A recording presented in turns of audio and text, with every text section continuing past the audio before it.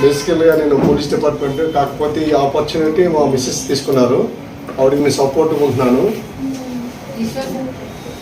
నా ఖాళీ టైంలో ఈ ఆపర్చునిటీ తీసుకుని చాలామంది బిజీ అంటారు. మేము 24/7 మేము ఎప్పుడు బిజీ అనుకుంటే బిజీ, మైండ్ సెట్ మారితే ఫ్రీ అవుతాం. అలాంటిది ఈరోజు నేను ఇక్కడ ఈ నెలలో లాస్ట్ మంత్ 1,57,600 రూపాయలు వచ్చిందండి. ఇప్పుడు డిస్ట్రిక్ట్లో ఆగిపోయాం.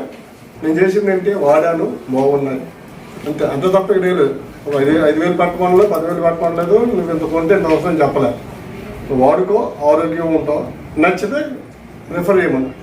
ఆ విషయాన్ని నేను తెలుసుకొని నాకు కూడా చాలా టైం పట్టింది. జనరల్గా ఎవరికి అర్థం కాదు.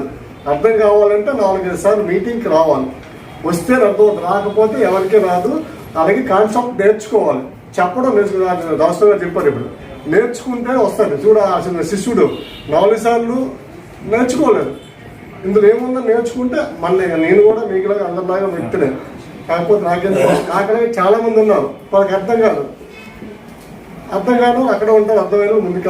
ఈరోజు సిద్ధార్థ్ సింగ్ గారు 1,75,00,000 తీసుకున్నాను. ఆయన మనకు వచ్చినాడు. కాకపోతే వాళ్ళు ప్రాపర్గా ప్లాన్డ్గా వర్కౌట్ చేస్తున్నారు. మనలో ప్రాపర్గా ప్లాన్ చేస్తే అందరికీ అవకాశం ఉంది, అందరికీ చేయగలుగుతారు. అందరూ కూడా ఇక్కడ ఇచ్చేవారు. కాకపోతే మన ఆలోచన విధానం మారదు.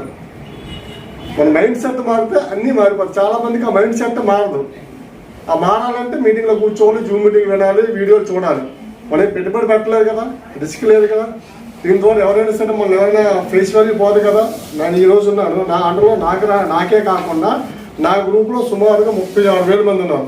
అందులో 1,500 మందికి 1,000 రూపాయల నుంచి నాకంటే ఎక్కువ వస్తుంది ఇన్కమ్. అలాగే నా గ్రూప్లో 37 మంది కార్లు వచ్చాయి. నేను కూడా క్రియేట్ అయ్యేంత కారు కింద ఉంది నాది. అంటే డిపార్ట్మెంట్లో చూసుకునే వారికి రాదు. ఎందుకు రాదు?